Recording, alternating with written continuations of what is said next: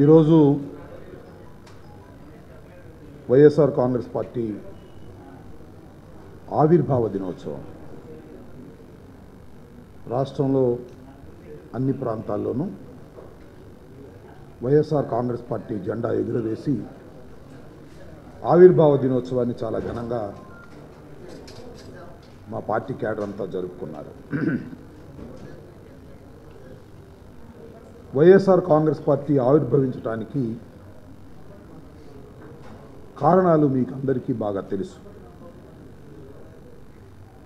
Doctor YS Rajasekhara Reddy గారు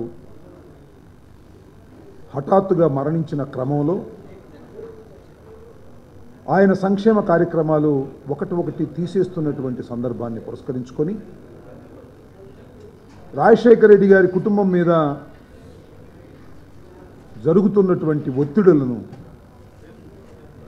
ఆ కుటుంబాన్ని చిందరవందర చేయాలని కుట్రల నుంచి ఛేదించుకుంటూ ఒక అనివార్యమైనటువంటి పరిస్థితుల్లో వైఎస్ఆర్ కాంగ్రెస్ పార్టీ ఆవిర్భవించింది. 8 సంవత్సరాల క్రితం ఆవిర్భవించినటువంటి ఆ రాజకీయ పార్టీ దినదిన ప్రవర్ధమానంగా పెరుగుతూ వచ్చింది. 2014లో అధికారంలోకి వస్తుందని ఆశపడ్డప్పటికీ కూడా స్వల్ప తేడాతో అధికారాన్ని కోల్పోయినా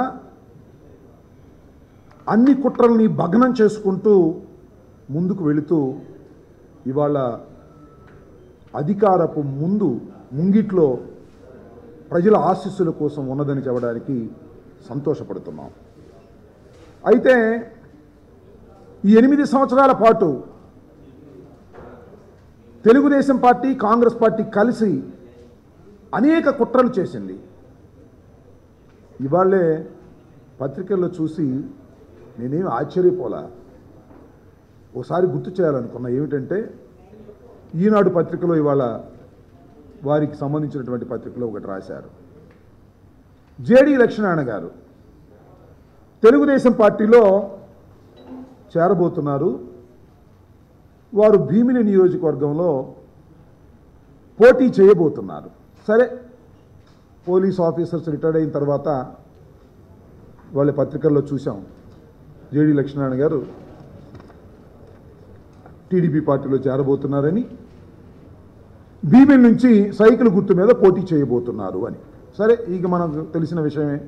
చాలామంది పోలీస్ ఆఫీసర్సు, ఐఏఎస్ ఆఫీసర్లు, ఐపీఎస్ ఆఫీసర్లు రిటైర్ అయిన తర్వాత వారి రాజకీయ గమ్యాలను వెతుక్కుంటూ రాజకీయాలు ఇంట్రెస్ట్ ఉన్న వాళ్ళు వెళుతుంటారు, పోటీ చేస్తుంటారు, గెలుస్తుంటారు, ఓడిపోతుంటారు. పెద్ద ఆశ్చర్యపడవలసిన అవసరం లేదు. కానీ జేడీ లక్ష్మీనారాయణ గారి విషయంలో మాత్రం అందరూ ఆశ్చర్యపడవలసినటువంటి అవసరం ఉందని మనం చేస్తున్నాం.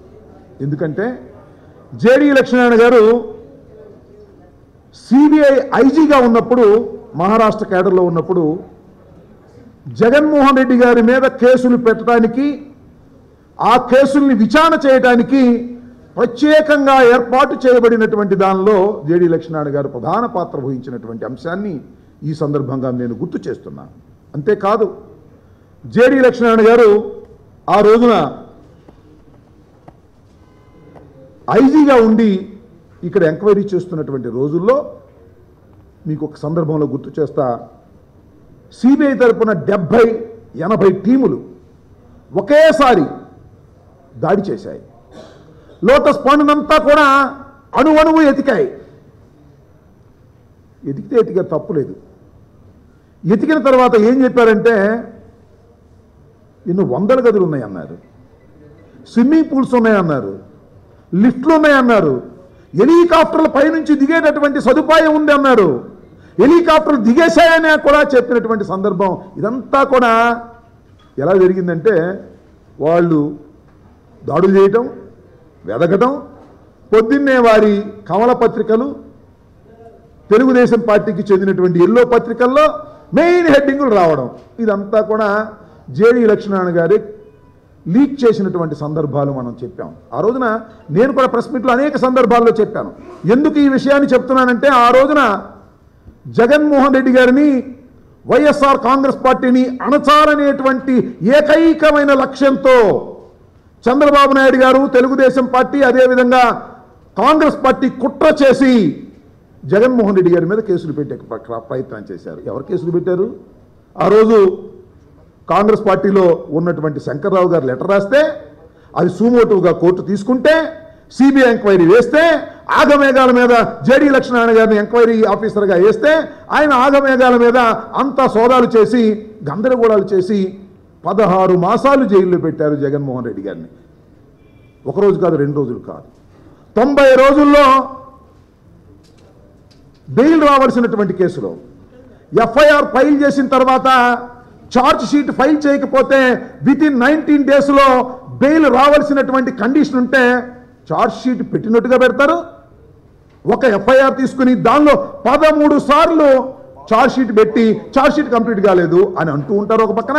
మరొక పక్కన ఛార్జ్ షీట్ కంప్లీట్ అయిపోయింది, విచారణ జరుగుతుంది అనేటువంటి మాట మాట్లాడి ఒక కుట్రపూరితమైన వాతావరణంలో చంద్రబాబు నాయుడు గారు ఏది ఆదేశిస్తే అదే రాసి ఛార్జ్ షీట్లు పెట్టినటువంటి సందర్భాన్ని వాళ్ళ గుర్తు చేస్తున్నాను. ఎందుకంటే ఇదంతా బాధతో గుర్తు చేస్తున్నానని మనం చేస్తున్నాను. ఈ జేడీ లక్ష్మీనారాయణ గారిని ఎంత బ్రహ్మాండంగా చిత్రీకరించారండి ఆ రోజున. ఆయన ఊరా ఫ్లెక్సీలు కట్టి ఆయన సిన్సియర్ ఆఫీసర్ అని, ఆయన అద్భుతంగా ఇన్వెస్టిగేషన్ చేస్తున్నాడని, జగన్మోహన్ రెడ్డి గారి మీద కేసులు పెడుతున్నాడని బ్రహ్మాండంగా ప్రచారం చేశారు తెలుగుదేశం వారు. అదేవిధంగా ఎల్లో మీడియాకు సంబంధించినటువంటి వాళ్ళ పేపర్లు తీవ్రంగా ప్రయత్నం చేసి ఆయన అద్భుతమైన మనిషి, సిన్సియర్ మనిషి అని ప్రయత్నం చేశారు. నేను అడుగుతా ఉన్నా, అంత అద్భుతమైన మనిషి అంత సిన్సియర్గా ఉంటే ఆ రోజునే చెప్పాం, చంద్రబాబు నాయుడు గారు జేడీ లక్ష్మీనారాయణ గారు రహస్యంగా మాట్లాడుకుంటున్నారు. ఒక్కసారి కాల్ డేటా తీస్తే మొత్తం జేడీ లక్ష్మీనారాయణ గారి నిజస్వరూపం బయటపడుతుంది. కేవలం జగన్మోహన్ రెడ్డి గారిని రాజకీయంగా అణచడం కోసమే జేడీ లక్ష్మీనారాయణ అనేటువంటి ఒక పావుని ఉపయోగిస్తున్నారు అని ఆ రోజున మేము చెప్పాం. ఈరోజు చెప్తున్నటువంటి అంశం కాదు. జేడీ లక్ష్మీనారాయణ గారు రాజీనామా చేసిన తర్వాత ఊరూరా మీటింగ్లు పెట్టారు, నిజాయితీ పడిన మీటింగ్ పెట్టారు, వ్యవసాయదారులతో ఇంటరాక్షన్ అని పెట్టారు, సొంత పార్టీ పెట్టబోతున్నాయని ప్రచారం చేశారు ఈ పత్రికలు, జనసేనలో చేరబోతున్నాయని ప్రచారం చేశారు, లోక్సత్తాలో చేరబోతున్నాడు, లోక్సత్తాని ఈయన కైవసం చేసుకుపోతున్నాడని ప్రచారం చేశారు. ఏమైంది ఈ ప్రచారాలన్నీ? ముసుగులు తొలుగుతున్నాయి. మళ్ళా తిరిగి చంద్రబాబు నాయుడు గారు సంఖ ఎక్కి తెలుగుదేశం పార్టీలో చేరి మళ్ళా భీమిల నుంచి సైకిల్ యాత్ర చేయాలనేటువంటి ప్రయత్నం చేస్తున్నాడంటే ఏనాటి బంధం ఈనాటిది, ఆనాటి బంధమే ఈనాటిది. ఆ రోజున జగన్మోహన్ రెడ్డి గారిని అణచాలని ప్రయత్నం చేసినటువంటి కుట్రలో ప్రధానమైనటువంటి పాత్ర పోషించినటువంటి జేడీ లక్ష్మీనారాయణ నిజస్వరూపం బయటపడిందా కాదా ఒకసారి ఆలోచన చేయమని ఆంధ్ర రాష్ట్ర ప్రజానీకాన్ని ప్రార్థిస్తున్నానని మనం చేస్తున్నాం.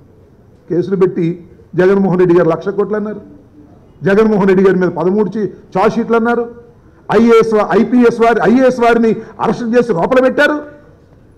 ఒక రకంగా మానసికంగా అందరినీ వేధించినటువంటి కుట్రపూరితమైన కేసులు ఏమవుతున్నాయి? జేడీ లక్ష్మీనారాయణ గారు, చంద్రబాబు నాయుడు గారు కోర్టుల్లో ఏమవుతున్నాయి? ఒక్కటొక్కటే వీగిపోతున్నది అంటే ఇదంతా అద్భుతమైన కథలల్లి అవాస్తవాలను చిత్రీకరించి జగన్మోహన్ రెడ్డి గారి పార్టీని సర్వనాశనం చేసేయాలి. 16 మాసాలు జైల్లో పెడితే జగన్మోహన్ రెడ్డి గారి పార్టీ ఆవిరైపోతుంది అని ఆశపడ్డారు. ఆవిరి కాలేదు, బలం పుంజుకున్నది. జగన్మోహన్ రెడ్డి గారు జైల్లో ఉన్న విజయమ్మ గారు, షర్మిలమ్మ గారు పార్టీని నడిపి ముందుకు తీసుకువెళ్ళినందుకు ఇవాళ గర్వపడుతున్నామని మనం చేస్తున్నాం. జేడీ లక్ష్మీనారాయణ గారు లాంటి ఐపీఎస్ ఆఫీసర్లు ఎన్ని కుట్రలు చేసినా, చంద్రబాబు నాయుడు గారు లాంటి దుర్మార్గులు ఎన్ని కుట్రలు చేసినా వైఎస్ఆర్ కాంగ్రెస్ పార్టీని ఏమీ చేయలేకపోయారు. వాస్తవాలు గమనించాలని నా ఆవేదన ఏమిటంటే, నేను చెప్పదలుచుకున్నది ఏమిటంటే, జేడీ లక్ష్మీనారాయణ గారి నిజస్వరూపం ఇవాళ బయటపడుతుందా లేదా ఒక్కసారి ఆలోచన చేయమని మనం చేస్తున్నాం. అనేకమైనటువంటి కుట్రలు కుతంత్రాలు చేసేటటువంటి కార్యక్రమాలు చేశారు ఈ రోజున చంద్రబాబు నాయుడు గారు, జేడీ లక్ష్మీనారాయణ గారు. నేను మనవి చేస్తున్నా, ఆ రోజున కూడా మేము చెప్పాం, జేడీ లక్ష్మీనారాయణ గారు విచారణ జరుగుతుంది, విచారణ జరగగానే పొద్దున్నే ఆ 2 పత్రికల్లో మెయిన్ హెడ్డింగుల్లో విచారణ జరిగినట్టుగానే రాసేస్తారు, ఏం జరిగిందో అదే రాస్తారు. నిజంగా ఆ 2 పత్రికాధిపతులు జేడీ లక్ష్మీనారాయణ గారు ఎంక్వైరీ చేస్తుంటే బల్ల కింద కూర్చుని అంతా చూసినట్టుగా రాసేసేవారు. ఎక్కడి నుంచి వచ్చింది ఇన్ఫర్మేషన్? ఇది కంప్లీట్ సిబిఐ ఆఫీసు నుంచే ఈ ఇన్ఫర్మేషన్ ఆ 2 పత్రికలకు వెళుతున్నాయి, దీని మీద విచారణ జరపమని ఆ రోజు డిమాండ్ చేశాం, కానీ ఏం చేయలే. నేను ఇప్పటికి కూడా మనవి చేస్తున్నా, తోడు దొంగలుగా చంద్రబాబు నాయుడు గారు, జేడీ లక్ష్మణ్ గారు వ్యవహరించి వైఎస్ఆర్ కాంగ్రెస్ పార్టీని, వైఎస్ఆర్ కుటుంబాన్ని చిందర వందర చేయడానికి ప్రయత్నం చేశారు. జరగాలి విచారణ, వీరిద్దరికీ ఉన్న రహస్య సంబంధాల మీద జరగాలని మనం చేస్తున్నా. జగన్మోహన్ రెడ్డి గారి మీద కాదని మనం చేస్తున్నా. జగన్మోహన్ రెడ్డి గారి మీద సిబిఐ ఎంక్వైరీ కాదు జరగవలసింది. ఖచ్చితంగా చంద్రబాబు నాయుడు గారు, జేడీ లక్ష్మణ్ గారికి మధ్య ఉన్నటువంటి రహస్య సంబంధాల మీద నిజమైనటువంటి విచారణ జరిగితే వీరి ముసుగులు పూర్తిగా తొలగిపోతాయి. దానికి ఇవాళ మేము కోరుకుంటున్నాం. నిజంగా చిత్తశుద్ధి ఉంటే వారి మీద విచారణకు చంద్రబాబు నాయుడు గారు, జేడీ లక్ష్మణ్ గారు సిద్ధంగా ఉండాలని మనవి చేస్తున్నా. నేను మనవి చేసేది ఒక్కటే, ఆవేదన పడుతున్నది ఒక్కటే. తండ్రి మరణించినటువంటి ఒక వ్యక్తిని, రాజకీయ పార్టీ పెట్టినటువంటి ఒక వ్యక్తిని, ప్రజల మధ్యకు వెళుతున్నటువంటి ఒక వ్యక్తిని కుట్రలు కుతంత్రాలు చేసి అణచాలని ప్రయత్నం చేసినటువంటి ఈ వ్యక్తులకు ప్రజలు శిక్షించవలసినటువంటి సమయం ఆసనమైందని మనం చేస్తున్నాం. బ్యాలెట్ ద్వారా శిక్షించవలసిన సమయం ఆసనమైంది. కేవలం 28 రోజుల్లోనే వారు శిక్ష పడవలసినటువంటి అవసరం ఉన్నది. విచారణ తర్వాత జరుగుతుందేమో కానీ శిక్షించడానికి మీ చేతుల్లోకి ఆయుధాలు వచ్చాయి. ఆయుధాలను ఉపయోగించండి మనం చేస్తున్నా. జగన్మోహన్ రెడ్డి గారిని, రాజశేఖర్ రెడ్డి గారిని ఎంతగా వేధించేటటువంటి కార్యక్రమాలు చేసినటువంటి సందర్భాన్ని ఈ సందర్భంగా మేము గుర్తు చేసుకుంటూ ఉన్నాం.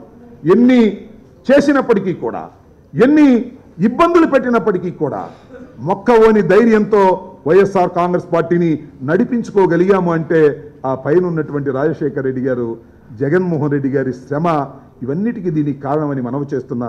ఈ రోజున తెలుగుదేశం పార్టీని ఓడించి వైఎస్ఆర్ కాంగ్రెస్ పార్టీని గెలిపించడానికి ప్రజలు సిద్ధంగా ఉన్నటువంటి తరుణంలో ఒక్కటొక్కటే బండారాలు బయటపడుతూ ఉన్నాయి. జేడీ లక్ష్మణ్ గారి బయటపడుతున్నటువంటి ఈ బండారం చూసినప్పుడు నిజంగా ఆశ్చర్యపోవలసినటువంటి అంశం ఉందని మనం చేస్తున్నాం. ఇంత దుర్మార్గమైనటువంటి కుట్రలు కుతంత్రాలు చేసిన వారికి ప్రజలు సరైనటువంటి గుణపాఠం చెప్పవలసినటువంటి అవసరం ఉందని కూడా ఈ సందర్భంగా మీ ద్వారా మనవి చేస్తున్నాను. నేను కోరుకుంటున్నాను, నిజంగా విచారణ జరగవలసింది. ఖచ్చితంగా జేడీ లక్ష్మణ్ గారికి, చంద్రబాబు నాయుడు గారికి వీళ్ళిద్దరూ కూడా తోడు దొంగలుగా వ్యవహరించారు. ఈ తోడు దొంగల మధ్యనున్న రహస్య సంబంధాల మీద విచారణ జరపవలసినటువంటి అవసరం ఉన్నదని ఈ సందర్భంగా మీ ద్వారా ప్రజలకి గుర్తు చేస్తూ ఉన్నాను. దీన్ని తప్పనిసరిగా ప్రజలు అర్థం చేసుకుంటారని కూడా నేను భావిస్తూ ఉన్నాను.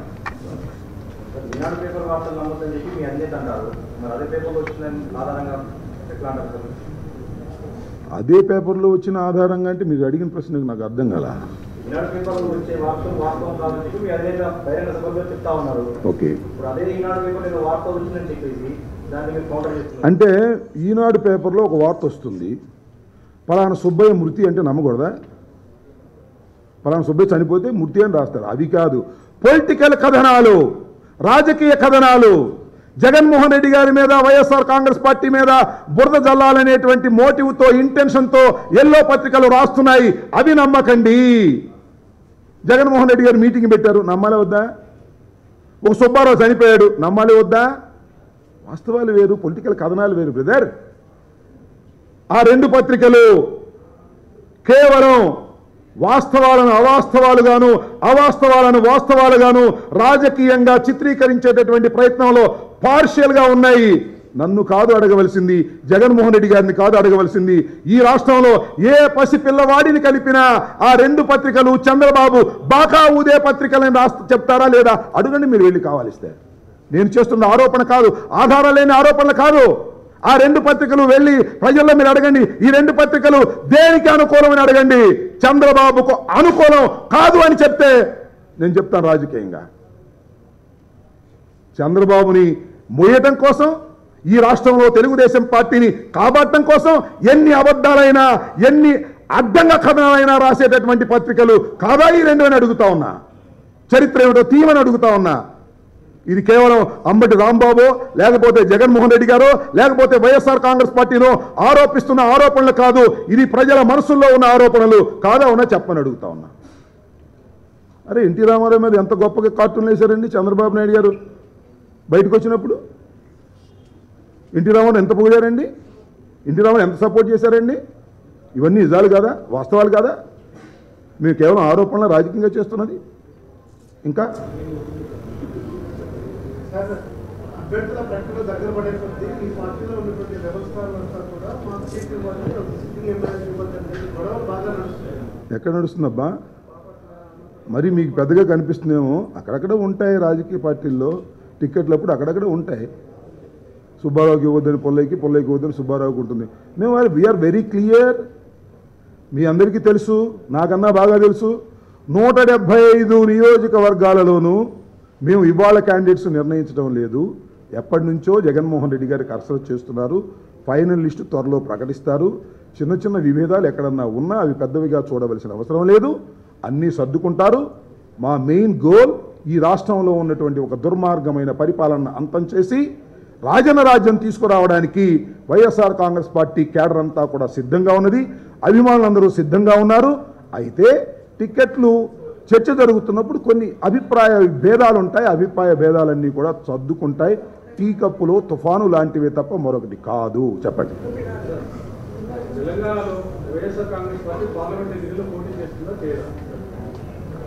అంటే గతంలో మేము పోటీ చేయలేదే.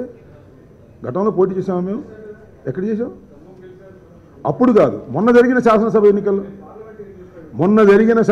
ఎన్నికల్లో మేము పోటీ చేయలేదు. కాబట్టి ఈ ఎన్నికల్లో కూడా మేము పోటీ చేసే అవకాశం ఉందని మేము అనుకోవడం లేదు. ఇంతకుముందు అనేక సందర్భాల్లో మేము చెప్పాము. ఇప్పుడు కూడా అదే చెప్తున్నాము. ఇప్పుడున్న సమాచారం ప్రకారం, ఈ క్షణంలో ఉన్న సమాచారం ప్రకారం మొన్న జరిగినటువంటి శాసనసభ ఎన్నికల్లో వైఎస్ఆర్ కాంగ్రెస్ పార్టీ ఎక్కడా పోటీ చేయలేదు. పార్లమెంట్ ఎన్నికల్లో కూడా పోటీ చేసే అవకాశం లేదు. ఇంకా ఏదైనా క్లారిఫికేషన్ ఉంటే కనుక్కొని మేము చెప్తాము. అధిష్టానం దాంట్లో కనుక నాకున్న సమాచారం మేరకు మాత్రం అది. ఇంకా ఓకే.